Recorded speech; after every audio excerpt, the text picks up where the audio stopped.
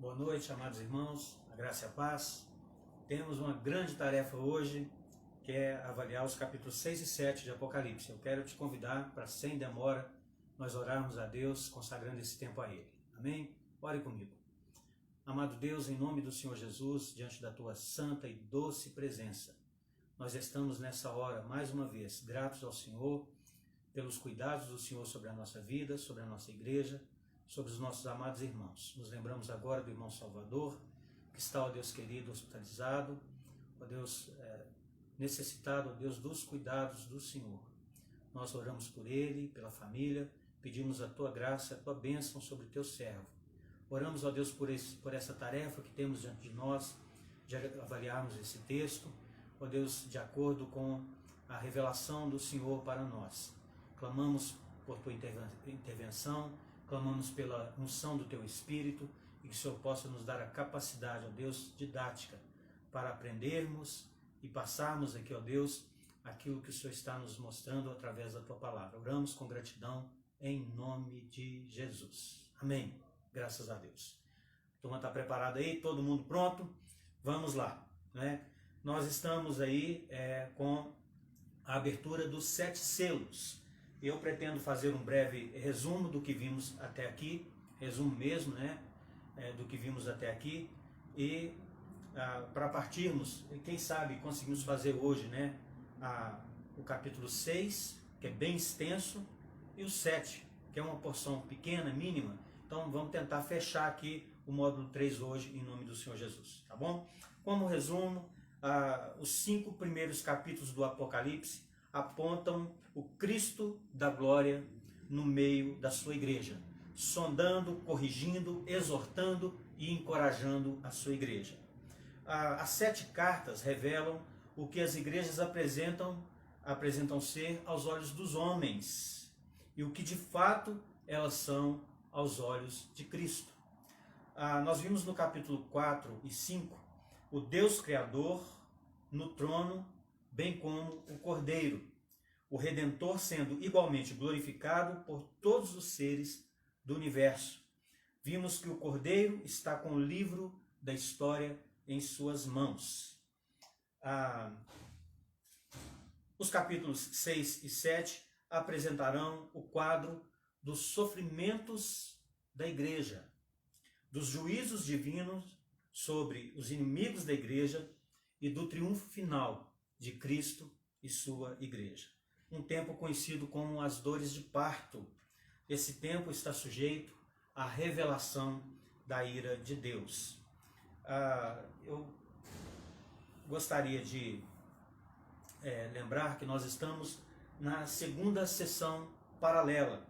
Os 7 selos descrevem novamente toda a era cristã, desde a ascensão até o regresso glorioso de Cristo. São visões de paz e de guerra, de fome e de morte, de perseguição à igreja e do juízo sobre os inimigos de Deus. À medida que os selos vão sendo abertos no céu, há efeitos tremendos acontecendo na terra. O trono é a sala do controle do universo, onde o Senhor Jesus governa e coordena todas as ações. O céu comanda a terra. Jesus abre os selos, ele está encarregado de todo o programa. A história está em suas mãos.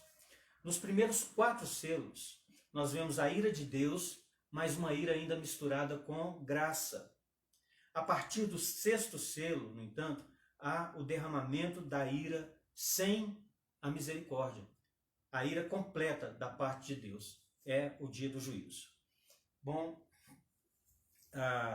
Apocalipse 6, para você fazer um paralelo, apesar da complexidade dele, da leitura dele, das imagens, né, pode ser feito um paralelo com Mateus 24, com Marcos 13 e com Lucas 21, onde estão compostos ali os sermões escatológicos ou os sermões proféticos de Jesus. Então, você pega o Apocalipse capítulo 6 e você pode fazer um paralelo, por exemplo, com Mateus capítulo 24. Ali você vai ver as guerras, fome, perseguição, os abalos no mundo, sísmicos pelo mundo, né? e a segunda vinda de Cristo. Nós aprendemos, meus irmãos, 4 verdades com tudo que vimos até aqui. A primeira verdade é que quem está assentado no trono e o Cordeiro são adorados por todo o universo. A história não está à deriva. Jesus Cristo detém o governo da história em suas poderosas mãos. A segunda verdade é que quem tem o livro tem o controle. É ele quem abre os selos, é Cristo quem abre os selos. Dele emana a ordem dos acontecimentos. O Cordeiro governa. A terceira lição é que os eventos do juízo não acontecem sem o conhecimento do Senhor, sem a sua permissão ou sem o seu controle. Espera um pouquinho. Eu vi gente desesperada aí, né? Em alguns comentários. É muito para minha cabeça, está difícil de entender, eu estou com medo desses selos abertos. Irmãos, quem tem o governo é Cristo. É Ele que está abrindo os selos da história.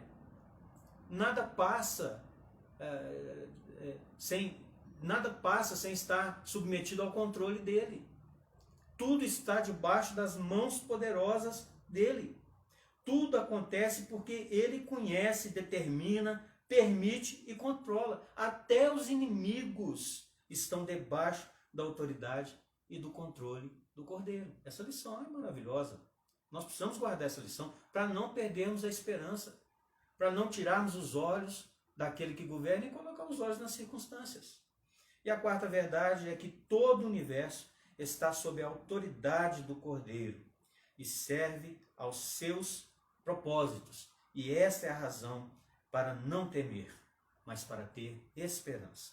É do trono que sai a ordem para os cavaleiros do Apocalipse. É do trono que vem a ordem. Os cavaleiros devem dar a largada para dentro da história. Então vamos lá, aos 4 cavaleiros. Nós temos aqui uma dificuldade hermenêutica, né? Quem é o cavaleiro branco? Essa, entre os cavaleiros, é a dificuldade que nós temos. Nós temos pelo menos 4 posições, e de início eu gostaria de dizer para os irmãos que eu advogo que o cavaleiro branco é uma figura do Cristo vencedor. Mas há 4 posições, eu quero passar brevemente por elas. Adolf Poole e Warren Wiersbe interpretam o cavalo branco e seu cavaleiro como o anticristo. E eles têm bons argumentos. Aliás, nós temos muitas pessoas que creem que o cavaleiro branco é o anticristo. E os argumentos apresentados por Adolf Poole e por Warren Wiersbe são, primeiro, que o Apocalipse usa imagens duplas para se fazer contraste. Por exemplo, 2 mulheres. A mulher que fugia do dragão e a prostituta, a meretriz. 2 cidades, a Jerusalém Celeste e a Babilônia. 2 personagens sacrificados, o Cordeiro e a besta. Assim, o anticristo estava se contrapondo ao Cristo, estava em contraposição ao Cristo. O cavalo branco seria uma inocência encenada, fingida. O anticristo apresenta-se como um pacificador, terá grandes vitórias, será aclamado como alguém invencível e ele vai controlar o mundo inteiro. São bons argumentos, mas eu não subscrevo esses argumentos, porque não entendo que o cavaleiro branco seja o anticristo. A segunda posição é de William Barclay. Ele interpretou que o cavalo branco, com o seu cavaleiro como as conquistas militares, as grandes invasões militares do Império Romano e todos os governos que seguiram no mundo após ele. Outros governos que se levantaram após o Império Romano. O cavalo branco era usado pelo rei vencedor e o arco era como um símbolo de poderio militar. E os demais cavaleiros, né, são os resultados de uma conquista militar, que sempre traz tragédias em seu percurso. Bom, a terceira posição é do George Led, e muitos pós-milenistas concordariam com ele. ele interpretou o cavalo branco como sendo a pregação do evangelho em dimensões universais. Mesmo sobre perseguição, o evangelho será pregado vitoriosamente no mundo inteiro, ao mundo inteiro, para testemunho a todas as nações, cumprindo-se Mateus 24, 14. Os mártires que morrerem nesse período morreram por causa da palavra de Deus. E finalmente a quarta posição, que é a que eu subscrevo, e de quem tomamos as 7 sessões paralelas e progressivas, de William Hendrickson, ele interpreta o cavalo branco e seu cavaleiro como sendo Jesus Cristo. E aí nós temos os argumentos a favor dessa afirmação. Em primeiro lugar, o primeiro argumento é que sempre que Cristo aparece, Satanás se agita e assim as provas para os filhos de Deus são iminentes. O cavalo branco se manifesta, Cristo se manifesta e logo em seguida os cavalos vermelho, preto e amarelo como uma prova para os filhos de Deus. O segundo argumento é que as palavras, preste atenção, as palavras branco, somado à palavra coroa, somado à expressão saiu vencendo e para vencer, só podem aplicar-se a Cristo. Há pelo menos 6 referências à cor branca, referindo-se a Cristo, às suas vestes, ao seu trono, àqueles que estão com ele, né?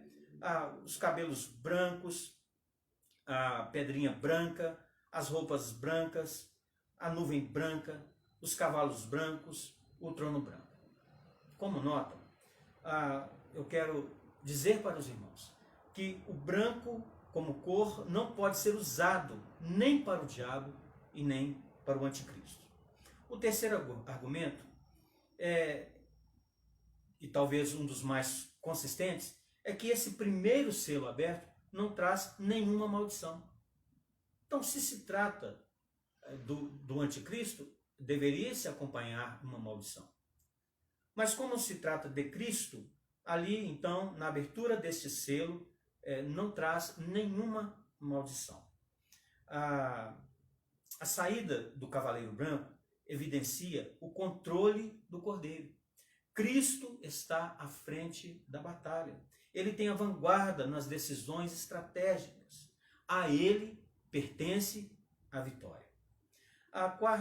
O quarto argumento é que esse texto está de acordo com o texto paralelo em Apocalipse, no capítulo 19, dos versos 11 a 16, onde a descrição desse cavaleiro branco ela é ampliada e incontroversa. Não há dúvidas de que o cavaleiro branco se refere a Jesus, em paralelo com a Apocalipse 19, dos versos 11 a 16. O quinto argumento é que esse texto está de acordo com o tema geral do livro, que é a vitória de Cristo. E como sexto argumento, a espada do cavaleiro branco está de acordo com Mateus 10, 34. Não penseis que vim trazer paz à terra, não vim trazer paz, mas espada. Portanto, o cavalo branco e o seu cavaleiro é Cristo.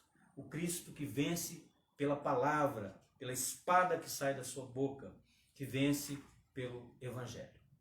Então, meus irmãos, nós temos a abertura do segundo selo, que trata do cavalo vermelho, que é uma figura da perseguição religiosa e das guerras.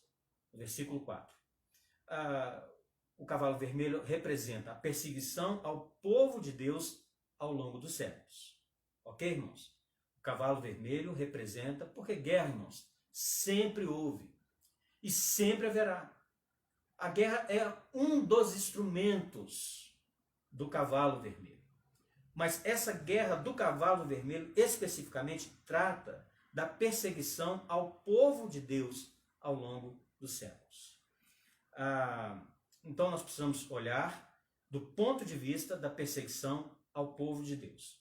O futuro será um período de guerras e rumores de guerra, de conflitos e perseguição até a morte. Vamos fazer aqui um breve recapitulado, um breve roteiro das perseguições, do sofrimento da igreja, que começa lá dentro da própria igreja nascedora, quando ela está nascendo. A primeira perseguição vem dos judeus, depois passa pelos romanos, e então nós temos a perseguição por meio da Inquisição, que perseguiu os reformados, né? Perseguiu os crentes voltados, né, verdadeiramente para Cristo, aqueles que eram voltados verdadeiramente para Cristo, né, e não para a falsa religião. Depois nós temos a perseguição na pré-reforma, a perseguição na pós-reforma, com violentos conflitos na França, na Inglaterra e na própria Alemanha. E já numa idade um pouco mais moderna, dentro do século XX, nós temos a perseguição aos cristãos fiéis e verdadeiros no ambiente do nazismo, do fascismo e do comunismo. A título de exemplo, eu quando estudei, quando fiz o meu curso de teologia, eu li um livro de Dietrich Bonhoeffer, que trata exatamente desse período. Um período em que a igreja oficial, a igreja do Estado, estava a serviço do nazismo. Toda prédica, toda reflexão era voltada para se contemplar, né, a figura de um grande líder que se levantava sobre a face da terra. E Dietrich Bonhoeffer então precisou se recolher, ir para um sítio escondido, junto com alguns alunos, e passou uma temporada lá num seminário escondido. Desse seminário surgiu então esse livro chamado Discipulado, de Dietrich Bonhoeffer. Bom, e nós temos, irmãos, ainda no século XX, talvez as maiores e principais perseguições aos crentes de todos os tempos. O século XX testemunhou o maior número de mártires da igreja cristã na história do cristianismo, século XX. É impressionante a gente trazer esse dado, porque você quase não vê isso na mídia oficial, quase você não vê isso, né, nas grandes reportagens, nos grandes documentários. Mas o fato é que o século XX, ele testemunhou o maior número de mártires cristãos da história. Como nota, nós precisamos entender que a noção da perseguição religiosa, ela é fortalecida a partir da abertura do 5º selo. Nós temos aqui, né, os cavaleiros, cada um com a sua atuação, mas é a partir do 5º selo que nós vemos fortalecida essa ideia de perseguição religiosa. Ali são vistas, no 5º selo, as almas dos mártires que tombaram pelo testemunho da verdade. O Cavaleiro Vermelho, ele tinha uma grande espada, no original machaira, era uma espécie de cutelo sacrificial. Isso aponta para nós que onde chega Cristo, chega também a perseguição aos que são de Cristo. É só você se lembrar de Estevão, dos apóstolos, o apóstolo Paulo, João, que está preso. Fechou-se todas as portas na terra para João. Ele está preso, exilado. Lembre-se de Policarpo, aquele que foi cozido dentro do boi de bronze lá. Lembre-se do Coliseu, onde mais de 10.000 cristãos foram sacrificados, vilipendiados por amor a Cristo. Lembre-se da Inquisição, a chamada Santa Inquisição, quando parte do cristianismo se levantou contra os reformados e o morticínio foi tremendo. Pense na noite de São Bartolomeu, pense nos crentes da Rússia comunista, pense na Coreia do Norte, na China, pense nos países islâmicos, onde o evangelho é proibido, meus irmãos. Então o século XX experimenta, não é, esse grande número de mártires cristãos. Onde o cristianismo, por outro lado, irmãos, onde o cristianismo é mais perseguido, é onde ele mais se fortalece, é onde ele mais se dissemina. Aquele ditado, né? Quanto mais bate, mais cresce. É assim com os cristãos. Em segundo lugar, o Cavaleiro Vermelho é apresentado e a paz foi tirada da terra para que os homens se matassem uns aos outros. Não há paz em parte alguma, e a razão disso é que o príncipe da paz, Jesus Cristo, foi rejeitado. Há perplexidade entre as nações. Em terceiro lugar, esse cavalo vermelho descreve um espírito de guerra. A guerra tem sido uma parte da experiência humana desde que Caim matou Abel. Os homens perdem a paz e buscam a paz por meio da guerra. As guerras são insanas, porque os homens se matam em vez de se ajudarem. As guerras estão aumentando em número e em barbárie.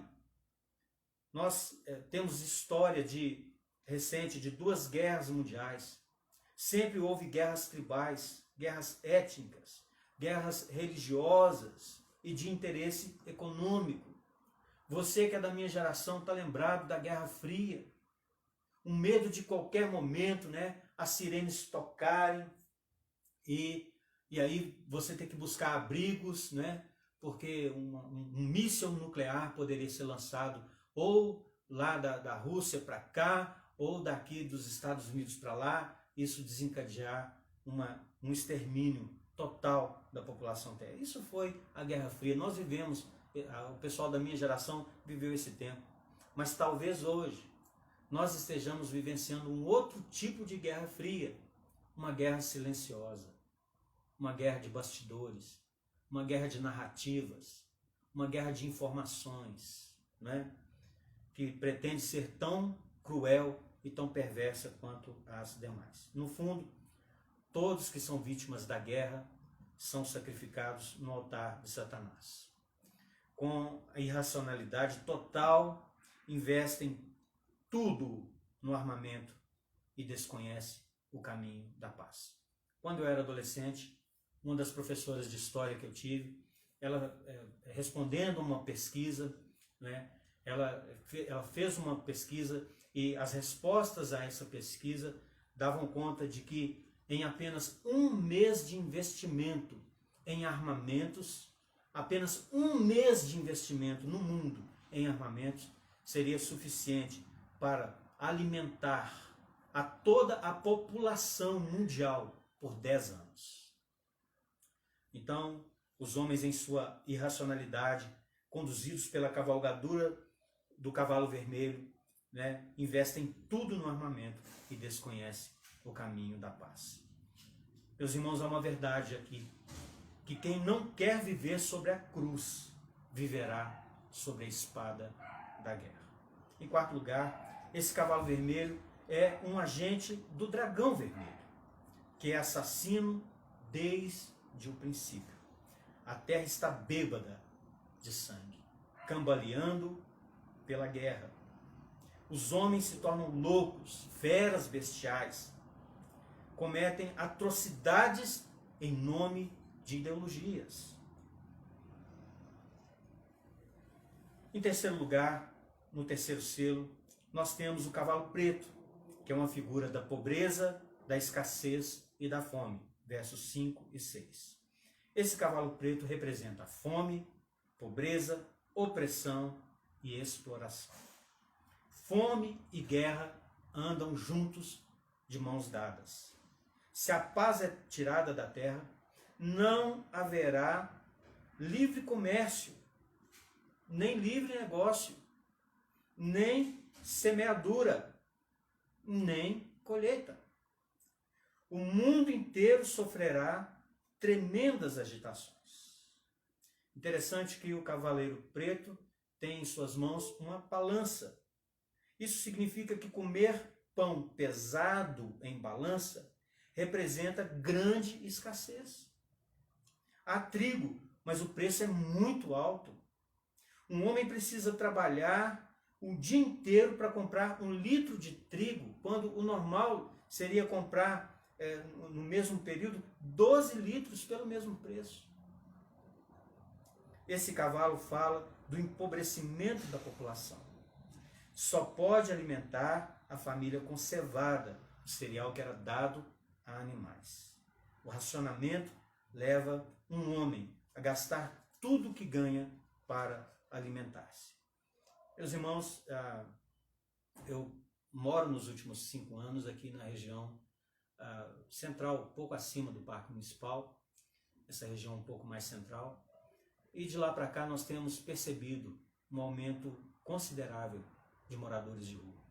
Considerável. Começou logo que chegamos para cá, há 5 anos atrás, esse número foi crescendo, crescendo, crescendo, e esse número foi crescendo exponencialmente. Hoje está quase que insuportável. Você não anda nem 50 metros sem se deparar com, às vezes, até famílias morando debaixo de árvores, debaixo de marquises, porque a carestia está aumentando a cada dia mais. É a ação do cavalo preto e seu cavaleiro. Mas há um outro aspecto, meus irmãos. Essa pobreza também pode ser proveniente dos crentes não fazerem concessões. Não aceitar a marca da besta e por isso não poder comprar nem vender. Nós vamos falar mais sobre a marca da besta, vamos falar mais sobre isso. Mas, de certa forma, significa não se corromper. Ao contrário, preferir o sofrimento e até a morte no lugar da apostasia. Uma pergunta para nós, irmãos. Será que nós, da nossa geração, estamos preparados para esse quadro? Ser próspero ou ser fiel? Viver regaladamente ou sofrer privações por consideração e respeito à nossa consciência cristã? Será que estamos preparados para isso? Em terceiro lugar, essa pobreza não atinge a todos. O azeite e o vinho, produtos que descrevem uma vida rica, regalada, não eram danificados. Os ricos, isso significa que os ricos sempre sabem garantir o seu luxo, enquanto a população passa fome. Há uma pesquisa recente que informa que os grandes bilionários do mundo, como efeito da pandemia, se tornaram ainda mais ricos. No mesmo mundo que reina a fome, reina também o esbanjamento, o luxo e a desigualdade. Há algumas questões que me ofendem profundamente, irmãos, como cristão. Me lembro que na minha adolescência, eu chegava em casa da igreja, justamente na hora em que estava passando lá na televisão, o Silvio Santos jogando aviãozinho de dinheiro. E eu lembro que na época era tão difícil. Ganhar um trocadinho era muito difícil. E eu cheio de planos, né, doido para casar com a Neide, né, mas não tinha dinheiro.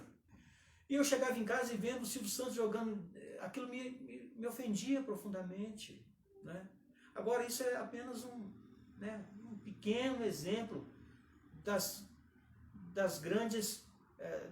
dos grandes esbanjamentos, né, dos grandes luxos, da grande desigualdade que nós presenciamos nesse mundo. Temos hoje a figura dos chamados metacapitalistas, que se escondem atrás de uma cortina ideológica para praticar uma forma de capitalismo ainda muito mais predatório, escondidos muitas vezes atrás de uma cortina ideológica de piedade e de igualdade. E aí, meus irmãos, nós temos então o quarto selo sendo aberto. E o quarto selo fala do cavalo amarelo como uma figura da morte. E é interessante porque a figura da morte e do inferno no texto são pleonásticas, ou seja, são redundantes. Elas apresentam uma única realidade. O Hades sempre vem atrás da morte. A morte derruba e o Hades recolhe os seus mortos. A morte pede o corpo, enquanto o Hades reclama a alma do morto. Porém, a morte e o Hades não podem fazer o que querem ilimitadamente. Eles estão debaixo de autoridade. Só atuam sob a permissão divina. Seu círculo de ação é limitado e seu território definido no texto a quarta parte e não mais. Em terceiro lugar, a morte usa 4 instrumentos para sacrificar as suas vítimas. A primeira é a espada. E aqui a espada não é a machaira, a mesma espada do cavalo vermelho, do cavalo da guerra, mas a ronfaria. É a espada comprida usada na guerra. A diferença está aqui.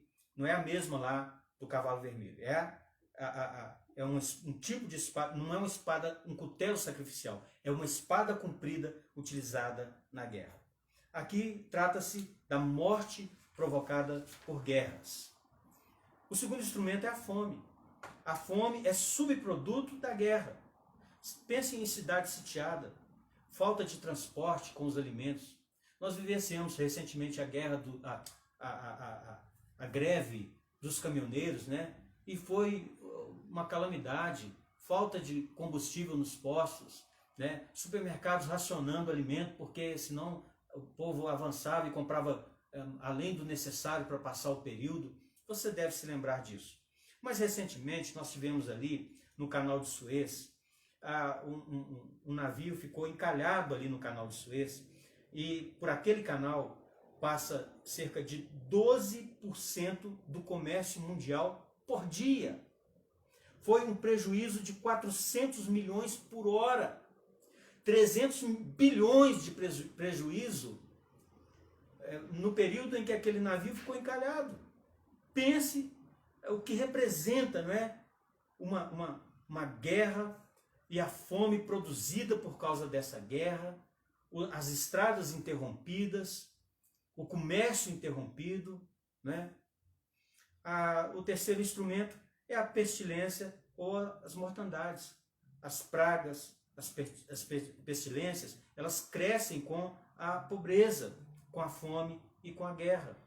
Estamos vivenciando, né, um tempo de pestilência, né, e oramos a Deus para que passe, né, para que cesse essa praga sobre o mundo. Mas não é a última, não será a última.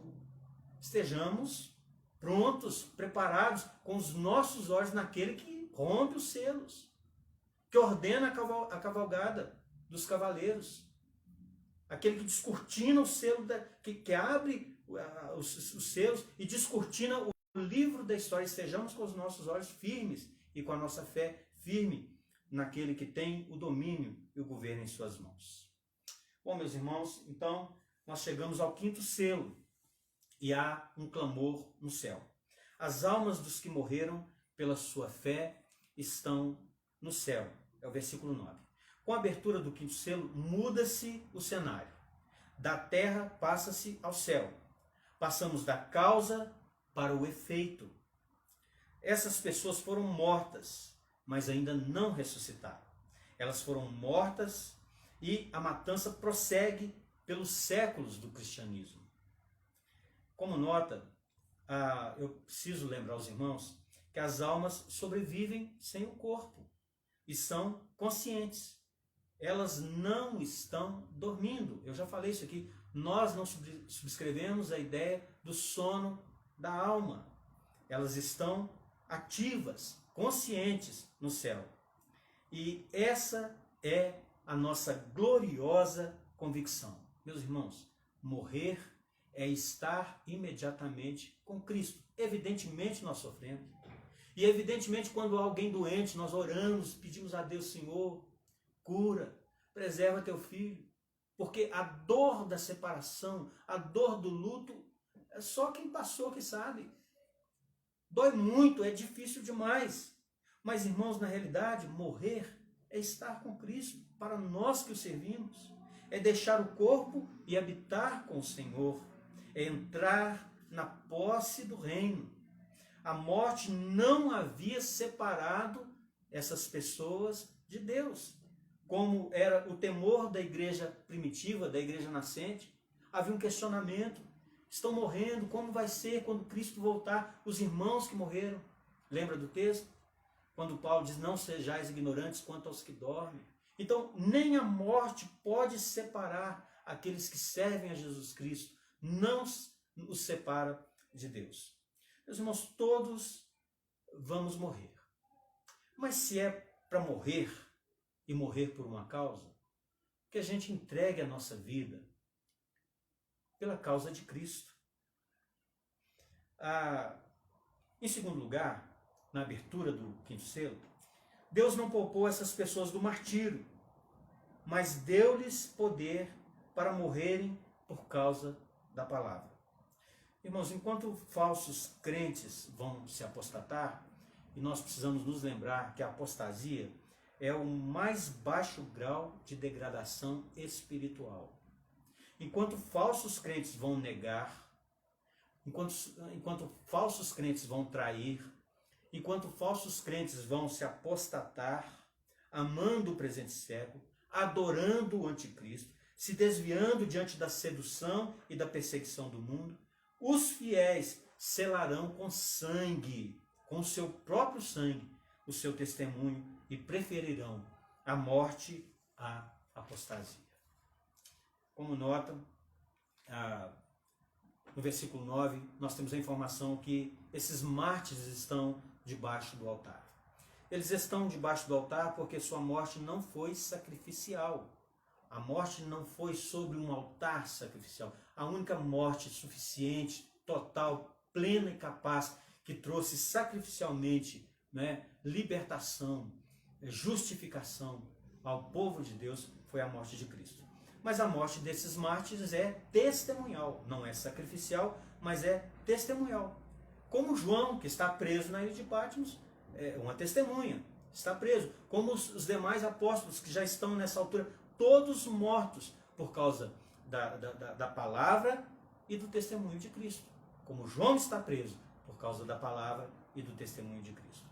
Jesus deixou isso claro em seu sermão profético em Mateus 24, versículos 9 e 10. Então vos entregarão à tribulação e vos matarão e sereis odiados de todas as gentes por causa do meu nome. Muitos mártires conhecidos e desconhecidos morreram e ainda morrem por causa da sua fidelidade a Cristo e a sua palavra. Irmãos, eu sou de uma geração em que os crentes eram muito perseguidos ainda. Eu já contei para a igreja que eu fui um crente que tomei pedrada, ovo choco na cara, era insultado, sofria bullying, né, de todo jeito, né? Mas a nossa geração soube conviver e teve, da parte de Jesus Cristo, a capacitação para não se envergonhar do Evangelho, para prevalecer diante da perseguição, da afronta e das ameaças. Fomos ameaçados algumas vezes, ameaçados de sermos espancados, ameaçados de sermos enxotados e muitos até ameaçados de morte na minha geração, no Brasil. Nós temos muitos mártires aí anônimos, né? Alguns conhecidos e outros desconhecidos, que morreram e ainda morrem por causa da fidelidade a Cristo e a sua palavra. Em terceiro lugar, as almas dos fiéis não pedem vingança. Não pedem uma vingança pessoal, mas a vindicação da glória do Deus Santo. A pergunta delas não é a mesma de Jesus. Por quê? Mas até quando, Senhor? Elas não perguntam se, mas até quando. Então nós precisamos fazer-nos uma pergunta. Como conciliar essa pergunta com o perdão que Cristo ofereceu aos seus algozes quando ele estava na cruz? E a própria atitude de Estevão com seus apedrejadores. Como a gente concilia, né, essa questão, essa pergunta? O clamor não pede vingança pessoal, mas a vindicação da justiça divina. Vamos ler juntos Lucas 18, 7 e 8. Não fará Deus justiça aos seus escolhidos, que a ele clamam dia e noite, embora pareça demorado em defendê-los? Digo-vos que depressa lhes fará justiça. Duas questões aqui, irmãos. Não se trata de uma vingança pessoal, quando nós clamamos pela intervenção de Deus. Lá na igreja, às vezes nós oramos assim: Senhor, visita com juízo o corrupto e o corruptor.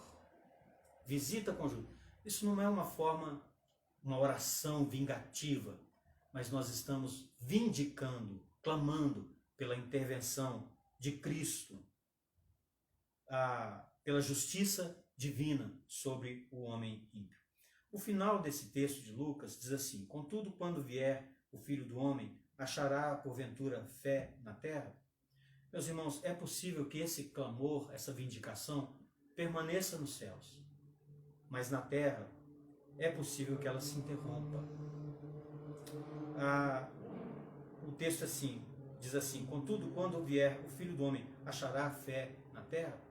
A impressão que nós temos é que cada geração que se passa se acostuma mais e passa inclusive a ser participante das injustiças. É isso que o texto aponta para nós. Haverá fé na terra? Haverá porventura ainda fé para vindicar a justiça divina quando Cristo retornar?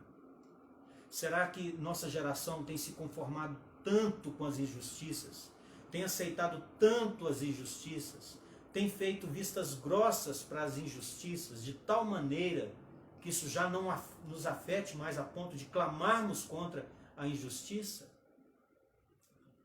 Que fica essa reflexão para nós, irmãos. Esse deve ser e é o clamor da igreja diante dos massacres, das arenas, das piras, dos campos de concentração, das prisões, das câmaras de gás, dos fornos crematórios. Não é o próprio grito de lamentação, mas o lamento pela honra de Deus. Em quarto lugar, as almas dos fiéis recebem vestes brancas, representando retidão, santidade e alegria. Estar no céu é bem-aventurança, é glorificação. Não é ainda plena, porque ainda não houve ressurreição do corpo, mas é incomparavelmente melhor do que estar no corpo. Como disse Paulo aos Filipenses: ora, de um e outro lado, estou constrangido, tendo desejo de partir e estar com Cristo, o que é incomparavelmente melhor. Filipenses 1, 23.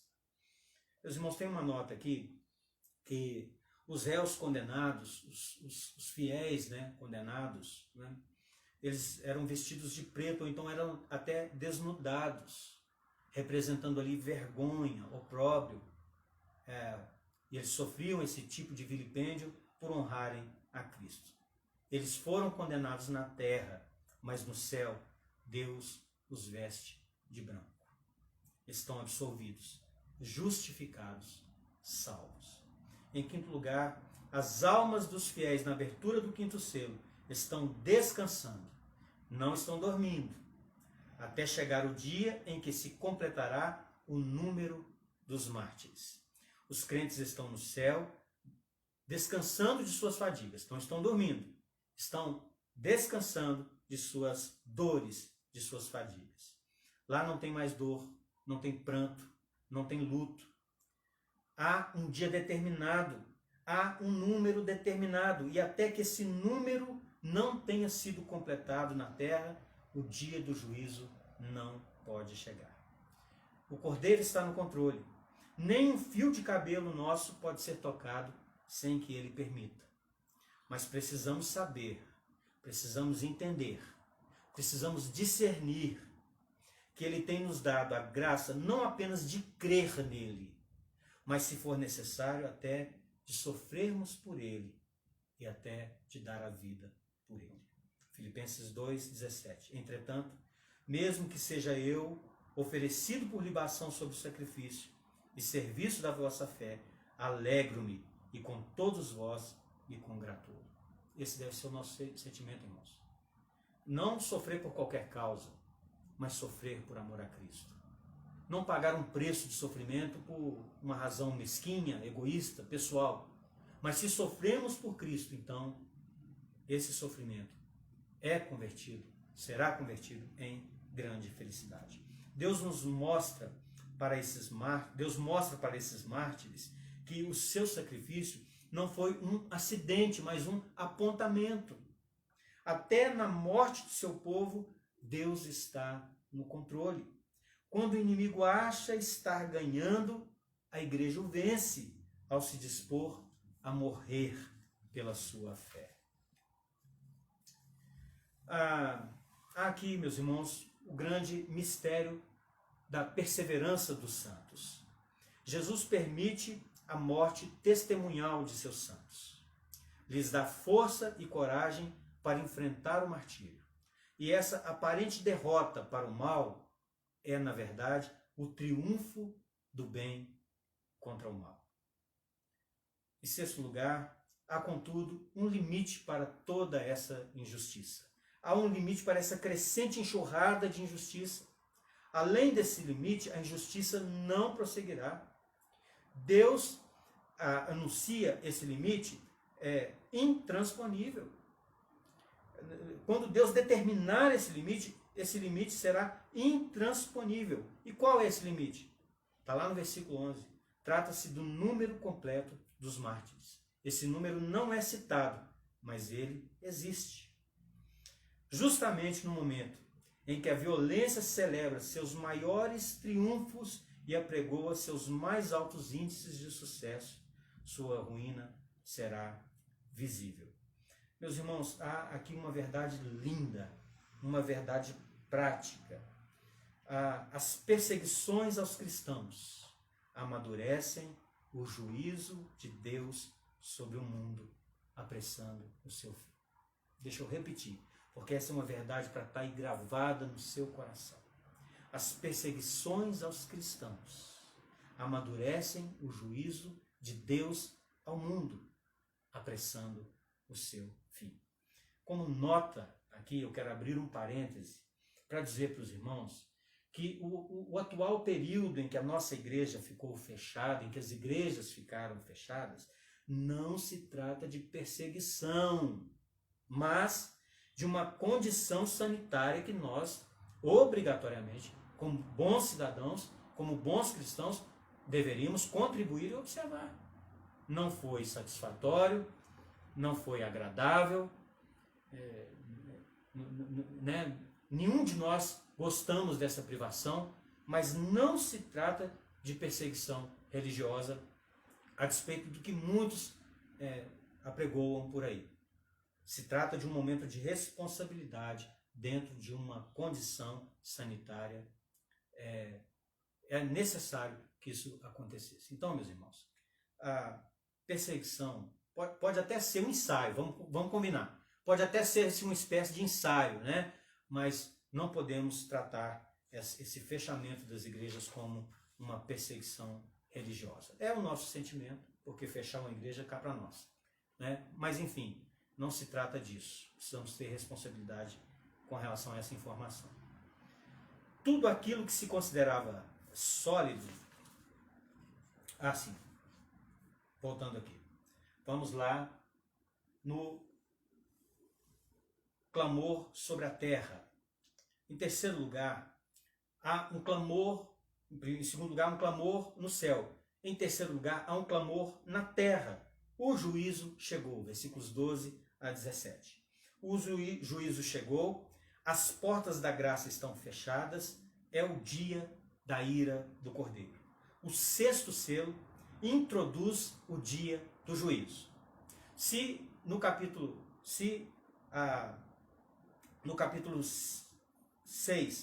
nós temos ali, até o quinto selo, nós temos ali um comparativo, um paralelo com as predições do sermão profético de Jesus em Mateus 24, no sexto selo já se introduz, de fato, o dia do juízo. O medo, o terror, o espanto e a consternação daquele dia se descreve sobre dois simbolismos distintos. O primeiro deles, o universo está sendo sacudido. Os elementos da natureza estão sendo sacudidos. E o segundo simbolismo se dá em que os homens estão completamente aterrorizados, tentando se esconder. Em segundo lugar, o juízo chegou e o próprio universo está abalado. Versículos 12 a 14. Sol, lua, as estrelas, o céu, os montes e as ilhas. Tudo aquilo que se considerava sólido, firme, está abalado. As vigas de sustentação do universo estão se desintegrando. A antiga criação está se desintegrando. Os céus se desfarão por crepitoso estrondo. Este é um quadro simbólico do terror do dia do juízo. O simbolismo inteiro nos ensina uma lição, a saber, será verdadeiramente terrível a efusão final e completa da ira de Deus sobre um mundo que tem perseguido a igreja. Esse momento virá repentinamente, virá como um ladrão de noite. os homens desmaiarão de terror. Em terceiro lugar, o juízo chegou. Os homens estão em profundo desespero, versículos 15 a 17. Interessante que há 6 classes de elementos abalados e agora são apresentadas 6 classes de pessoas descritas da mesma forma. Os elementos abalados: sol, lua, estrelas, céu, montes e ilhas. E aqui as classes de pessoas: reis, grandes, comandantes, ricos, poderosos, escravos e livres. Não deixa de ter aqui uma ironia, porque os homens sempre buscam igualdade nos privilégios, e aqui estarão todos nivelados debaixo da ira de Deus. Tanto reis, quanto grandes, quanto comandantes, ricos, poderosos, escravos e livres, que não temeram a Deus, estarão todos debaixo da ira de Deus. João vê nessa imagem do terror universal todos os ímpios, sobressaltados de um repentino terror, tentando fugir e se esconder do Deus irado. Os homens estão buscando um lugar para se esconder. Mas para onde o homem pode fugir e se esconder de Deus? Deus está em toda parte. Para ele, luz e trevas são a mesma coisa. O primeiro instinto do pecador é se esconder. E do que ele está fugindo? Será que ele está fugindo dos montes que estão se desmanchando, do universo que está em convulsão? Não, meus irmãos. Há algo mais terrível, do qual o ímpio foge. Eles estão fugindo do Deus irado. Eles buscam a morte, mas não a encontram. Não se pode esconder da ira do Cordeiro. Irmãos, o maior temor do pecador não é a morte, mas a manifestação plena da presença de Deus. O aspecto mais terrível do pecado é que o pecado converte o homem num fugitivo de Deus. Mas agora, nem caverna, nem monte pode escondê-los desse encontro com Deus. O tempo da graça acabou. Aqueles que não buscam a graça encontrarão a ira de Deus. A porta está fechada. Agora se trata do juízo final. Posição, riqueza, poder político, absolutamente nada pode evitar que os homens enfrentem o tribunal de Cristo. Importa que todos compareçam perante o tribunal de Cristo. Como conclusão, meus irmãos, dessa primeira parte, dessa aula 3, né? O dia do juízo se aproxima, mas hoje ainda é o dia aceitável. Talvez você que esteja vendo esse vídeo, esteja acompanhando, né, essa nossa difícil tarefa de dar um modo de leitura para o livro do Apocalipse. Propor uma leitura, uma forma de leitura do livro de Apocalipse. Talvez você está aí vivenciando essa realidade, né, enxergando essa realidade conosco. E a palavra de Deus para você é que você ainda pode se voltar para Deus e encontrar perdão. A porta da graça ainda está aberta. Talvez você queira vir a Cristo exatamente agora, nesse momento. Talvez você ficou de alguma forma incomodado com essa verdade de um juízo real e iminente sobre os homens ímpios e maus. E talvez você fez a conta aí, né, na sua calculadora mental, na calculadora do seu coração e se achou em débito, em falta para com o seu Deus. Hoje é dia de você se encontrar com o Senhor Jesus. Hoje é dia de você se voltar para Ele e pedir perdão. Mas para nós também, que somos cristãos, será que nós estamos como esta geração que passou no passado, no presente está passando e passará no futuro e cada vez mais passará por esse tipo de pobreza, de espada, de fome, de morte por amor a Cristo? Será que nós estamos preparados para isso? Será que nós, cristãos da nossa geração, não estamos tão acomodados no conforto? Estamos esquecendo que o nosso Deus, o nosso Senhor, sofreu, padeceu, e é lícito que aqueles que o servem também padeçam? Será que a gente está se lembrando disso? O dia do Senhor será dia de luz ou dia de trevas para você. Bom, meus irmãos, eu quero combinar com você. Na realidade, faltam 5 minutos aqui para eu terminar o nosso horário. Mas se você tiver paciência, me empresta mais uns 10 minutos, porque o 7º selo, nós estamos encerrando o módulo 3 com o capítulo 7, que fala da igreja na glória. E é bem curtinho, é bem pequenininho. Me empresta 10 minutos do seu tempo, além dos nossos 60 minutos aqui, que vence daqui a 5 minutos, por favor. Então, encerrando o módulo 3, no capítulo 7, nós temos a igreja na glória. E dos versos 1 a 8, a igreja está representada no número 144 mil. Ixi, agora que complicou, né? 144 mil. O que significa isso? Nós temos dificuldades hermenêuticas nisso. Há pelo menos aqui 3 posições, né? E apenas subscrevemos uma delas, mas eu preciso citá-las para os irmãos.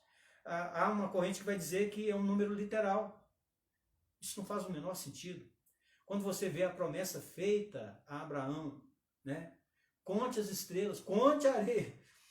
Talvez se você juntar na palma da sua mão, né, os grãos de areia de uma praia, possivelmente ali naquele grão já tem 144 mil, mas essa não é a herança de Abraão, não é o número dos eleitos. Então esse número não pode ser literal. A segunda posição é que há uma elite no céu.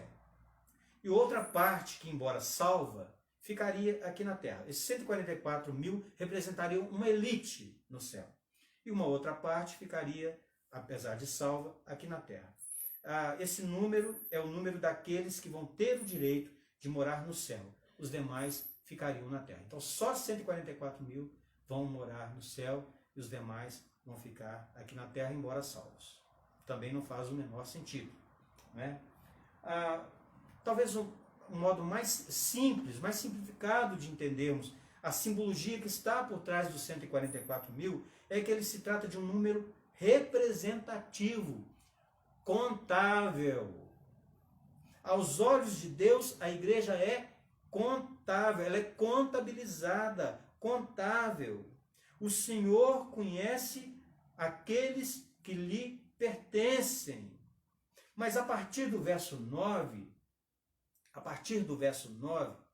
a cena passa a ser de uma multidão incontável. Leia comigo Apocalipse 7, versículo 9. Depois dessas coisas vi, e eis uma grande multidão que ninguém podia enumerar, de todas as nações, tribos, povos, línguas, em pé diante do trono e diante do Cordeiro, vestidos de vestiduras brancas com palmas nas mãos. Uma multidão incontável que ninguém pode enumerar. Que interessante. Aos olhos de Deus, a igreja é contável, contabilizada. Aos olhos de Deus, há um número de eleitos contável, contabilizável. Mas aos olhos dos homens, a igreja é incontável, uma grande multidão. Talvez esse seja o mais simples simbolismo por trás do número de 144 mil, respeitando quem diverge aí, não é? Mas é a visão que eu tenho subscrevido. Uma multidão contada desde Abel, o primeiro homem piedoso que morre, até o último homem da história, remido e lavado no sangue do Cordeiro. Enquanto os ímpios estão desesperados diante do julgamento, a igreja glorificada está cantando, celebrando, dizendo ao nosso Deus que se assenta no trono e ao Cordeiro pertence a salvação. Apocalipse 7:10. A salvação não é uma conquista nossa, pessoal. A salvação pertence ao nosso Deus. A Ele pertence a salvação. E a comunidade celestial responde a esse cântico, Apocalipse 7:12, dizendo: Amém. O louvor e a glória, e a sabedoria, e as ações de graças, e a honra, e o poder, e a força sejam ao nosso Deus pelos séculos dos séculos. Amém. Essa é a igreja que está sendo glorificada. Esqueci de passar alguns slides aqui, né? Essa é a igreja que está sendo glorificada, chegando ao paraíso, para a Nova Jerusalém, para a cidade santa, o lar celestial, para a casa do Pai, para celebrar ao Deus da nossa salvação. Agora leia comigo Apocalipse 8, dos versos 1 ao 5. Quando o Cordeiro abriu o 7º selo, houve silêncio no céu. Pense essa informação aí.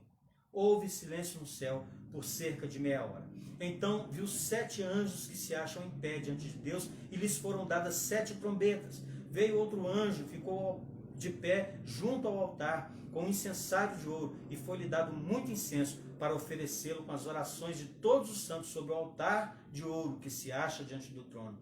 E da mão do anjo subiu à presença de Deus a fumaça do incenso com as orações dos santos. E o anjo tomou o incensário, encheu de fogo do altar e o atirou à terra. E houve trovões, vozes, relâmpagos, terremotos. O que isso significa? Por que houve esse silêncio no céu? Esse silêncio ocorreu para que se ouvissem as orações dos santos. Irmãos, aqui está um dos maiores princípios sobre oração em toda a Bíblia. Que interessante. A oração une a fraqueza humana à onipotência divina. A oração une o altar da terra ao trono do céu. Quando as orações sobem, elas chegam à presença de Deus. Nós oramos às vezes, né? E às vezes a gente tem a sensação que as nossas orações não são respondidas. Às vezes não vemos resposta. Às vezes oramos anos e anos e anos. E às vezes achamos que Deus não escutou e nem atendeu as nossas orações. Nossas orações nunca são desperdiçadas, meus irmãos. Elas são acumuladas. Estão dentro de um incensário na presença de Deus. Deus recolhe em seu odre as orações dos seus amados. Quando essas orações sobem do altar da terra para o trono no céu, como incenso, o texto diz que então esse incenso é derramado sobre a terra e há vozes de relâmpago, trovões. Há vozes, relâmpagos e trovões. É o incenso sendo derramado na forma de juízo sobre aqueles que perseguem a igreja. O que isso significa? Significa, meus irmãos, que as intervenções de Deus para dentro da história, as ações de juízo de Deus na história, vozes, relâmpagos e trovões, que representam o juízo de Deus, vêm em resposta à oração da igreja. A igreja, portanto, é o corregente de Deus no reinado e governo desse mundo. Quando a igreja ora, junta-se a fraqueza humana à onipotência divina. Quando a igreja ora a Deus, ele recolhe a oração e intervém na história em resposta às nossas orações. Não há nada mais poderoso na terra do que uma igreja que ora. Amada Vale Verde, vamos aprender o valor da oração. Vamos orar, meus irmãos. Vamos aprender a nos dobrar diante de Deus em oração. Quando a igreja ora, ela se une ao Deus Todo-Poderoso para que seu braço onipotente seja acionado para agir, executando juízo na história. Encerramos aqui, meus irmãos, portanto, o módulo 3. E no próximo módulo veremos as 7 trombetas que tratam do juízo parcial de Deus na história em resposta às orações da igreja. Que Deus te abençoe. Obrigado pelos 4 minutos que passamos aí a mais. Que Deus possa te honrar, te dar clareza de espírito, fazer com que essas informações que temos passado aqui não sejam apenas conceitos, nem apenas informações, mas sejam uma palavra viva de Deus no seu coração. Que o Espírito Santo de Deus traga ao seu coração aquilo que você necessitar. Faça você lembrar, né, daquilo que temos ensinado, daquilo que temos aprendido juntos aqui no momento certo. Traga esperança ao seu coração, traga vigor espiritual, traga fervor espiritual à sua vida. Traga uma consciência de presteza para a oração, né? De nos dobrarmos diante de Deus, né? Um voluntarismo em nos dobrarmos diante de Deus em oração. Que essas palavras sirvam para nos incentivar a cada vez mais estarmos dispostos diante do nosso Deus. Em nome do Senhor Jesus. Deixa eu orar com você, feche seus olhos. Amado Deus, em nome de Jesus, te damos graça. Pai amado, por essa tarefa que encerramos aqui, o terceiro módulo da nossa reflexão. E, Pai querido, pedimos humildemente que o Senhor venha, ó Deus, nos alimentar com a Tua palavra e desvendar, ó Deus, desnudar diante de nós, ó Deus querido, a revelação que está sendo aqui exposta, ó Deus, na forma de leitura do Apocalipse. Ajuda-nos a nos lembrar das figuras, das imagens, dos valores, das mensagens, das lições, das notas, tudo aquilo que é necessário para quando lermos o livro do Apocalipse, fazemos os links necessários para contemplarmos o Senhor Jesus Cristo no trono, com o governo da história em suas mãos, determinando o protagonismo da história, governando e sustentando o teu povo na face da terra.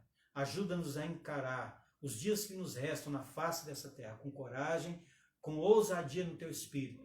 E se a perseguição nos vier visitar, e se a morte e o martírio chegar à nossa tenda, que o Senhor nos encha de coragem, de vigor espiritual, para não negarmos o nome do Senhor. Oramos com gratidão, em nome de Jesus. Amém. Que Deus te abençoe, que a graça do Senhor Jesus Cristo, que o amor de Deus e as doces consolações do Espírito Santo sejam sobre sua vida e família, hoje e para sempre. Deus abençoe, meus irmãos. Até quinta-feira na igreja às 8 horas, em nome de Jesus. Melhor, até amanhã às 8 horas no grupo de oração aí no Meet, ok? Combinado? Juntos lá, em nome do Senhor Jesus. Amém.